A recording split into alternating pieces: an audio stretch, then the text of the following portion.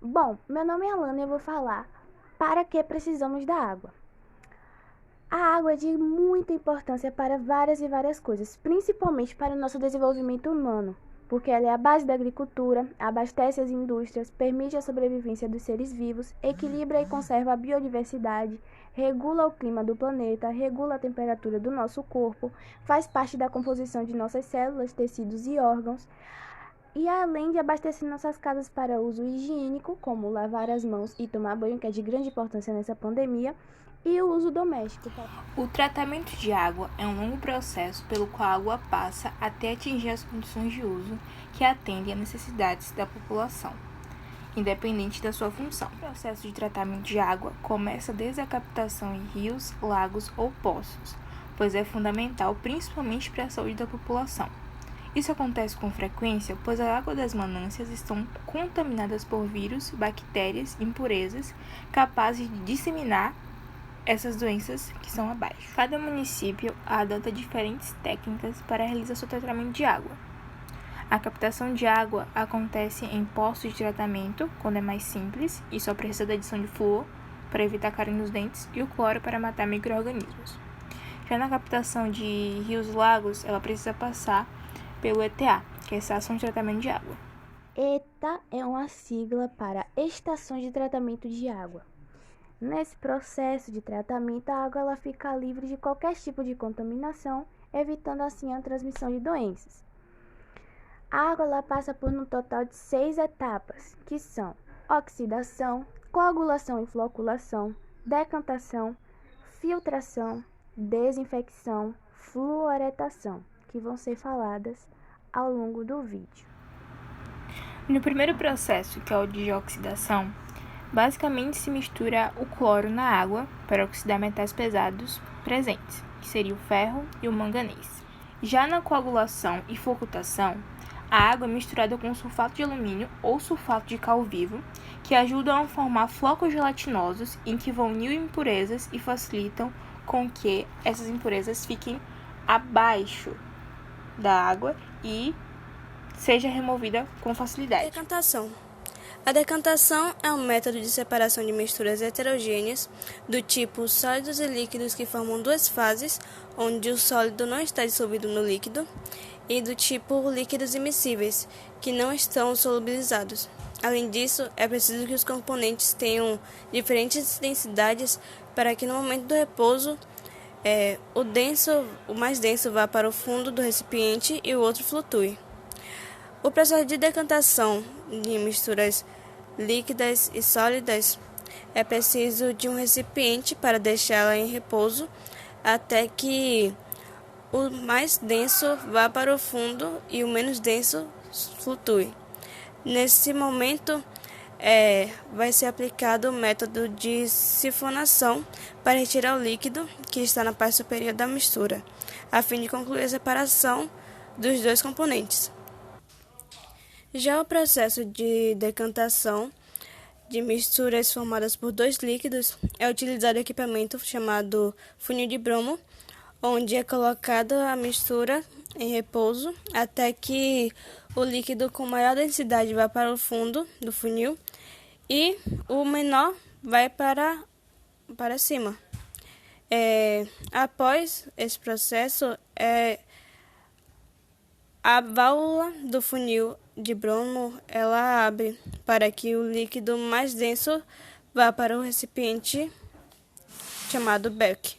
O método de decantação, assim como outros métodos de separação, é utilizado nos processos industriais, assim como nas indústrias de laticínios, para separar a leite da nata, e na fabricação de vinhos, onde após o processo de fermentação, o levedo é separado do vinho por decantação.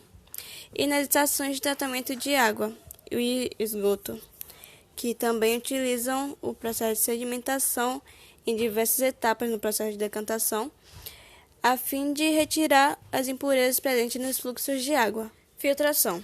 A filtração é um processo de separação de misturas heterogêneas, onde é utilizado um filtro para separar os componentes de uma mistura, que podem ser do tipo sólido e líquido ou sólido e gás. De acordo com os componentes da mistura, é possível escolher entre dois métodos de filtração, o simples e o a vácuo.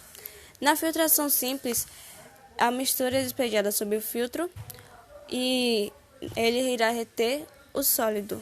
Já na filtração a vácuo, é um processo mais rápido que o simples, pois o seu sistema tem acoplado uma bomba de vácuo que retira o ar do recipiente do coletor, sugando e filtrando através do vácuo. Os equipamentos utilizados na filtração simples são funil, frasco coletor, papel de filtro e suporte universal.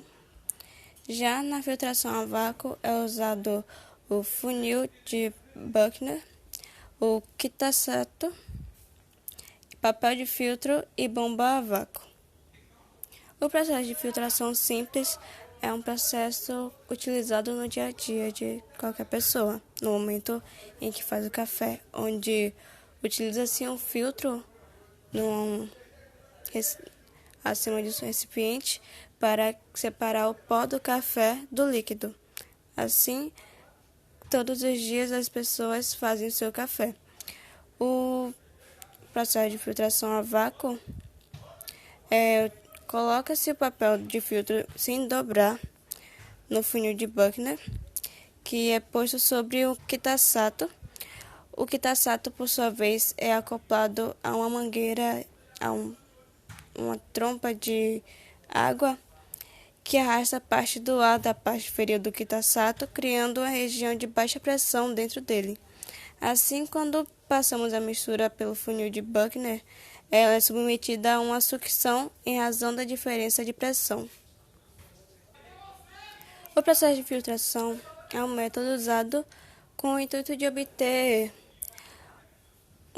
um filtrado livre de partículas sólidas, nem que sejam em análises laboratoriais, em estações de tratamento de esgoto ou em indústrias. Independente das características, e justamente por estar sempre exposta ao meio ambiente, a maioria das fontes de água é imprópria para o consumo. Isso pode acontecer em função de materiais ou mesmo micro-organismos presentes e que podem causar doenças. Grande parte das ETAs utiliza do cloro na etapa de desinfecção. A chamada cloração ou desinfecção da água com cloro é uma técnica de longa data. O cloro tem grande capacidade de oxidação de micro-organismos que estão presentes na água. Essa propriedade advém das rápidas reações proporcionadas a partir de sua adição à água. Essa combinação traz a seguinte reação química: Cl mais H2O, que dá HOCl mais H mais Cl-. O processo de fluoretação consiste na adição controlada de um composto de flúor na água distribuída à população, com a finalidade de elevar sua concentração até um determinado valor, estabelecido como efetivo na prevenção da cárie dentária. Essa adição, porém, deve ser feita de forma contínua e em teores adequados, para que não ocorra perda do benefício ou surgimento de efeitos maléficos como a fluorose. A fluorose é um defeito de mineralização do esmalte do dente e ocorre quando há um alto nível do flúor na água. Sobre a correção de pH e ortopolifosfato de sódio. A água utilizada industrialmente ou para consumo deve passar por um tratamento adequado e correção de pH, não adiantando somente a captação do recurso sem nenhuma análise laboratorial. A análise visual e olfativa da água não conta por si só, sendo que ela deve ser límpida, translúcida e sem cheiro. Mas outros aspectos são mais importantes, como o pH, que indica a acidez da solução aquosa. Por meio dele, é possível identificar o tipo da água, mais leve ou mais pesada por conta da quantidade de minerais.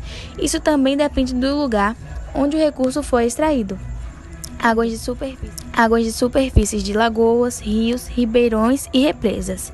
Existem vários fatores que podem influenciar no pH da água, como a composição do solo, a presença de calcário, plantas e matéria orgânica, químicos liberados por indústrias ou indivíduos e precipitação ácida.